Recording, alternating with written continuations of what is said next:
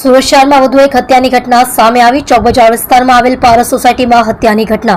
શુભમ વાટુકિયા નામના યુવકની હત્યા કરવામાં આવી। 3 જેટલા ઈસમોએ ઘરમાં ઘૂસીને યુવકની ચપ્પુના ઘા ઝીંકી હત્યા કરી। શુભમ છેલ્લા 1 વર્ષથી પારસ સોસાયટીમાં એકલો રહેતો હતો।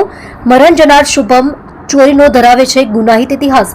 હત્યા કયા કારણોસર અને શું બાબતે કરવામાં આવી તે તપાસનો વિષય।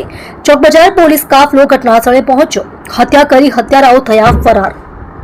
પોલીસ સ્ટેશન કામમાં આવેલ પારસ સોસાયટી વિભાગ 2 એમાં આજ રોજ એક BNS 103-54 મુજબ ગુનો દાખલ કરવામાં આવ્યો ચોક બજાર પોલીસ સ્ટેશન ખાતે, જેમાં જે મરણ જનાર છે શુભમ અશોક વાટોકિયા છે, જેઓ બોટાદના રહેવાસી છે અને અત્રે છૂટક મજૂરી કામ ધંધા છેલ્લા 1 વર્ષથી અહીંયા કરીને રહેતા હતા અને એઓને કોઈ 3 માણસોએ કોઈ અગમ્ય કારણસર એમની આજે હત્યા કરવામાં કરેલી છે અને એઓ હત્યા કરીને એ લોકો ફરાર છે। પોલીસ હાલ તપાસ ગુનો રજીસ્ટર કરીને પોલીસ તપાસ કરે છે।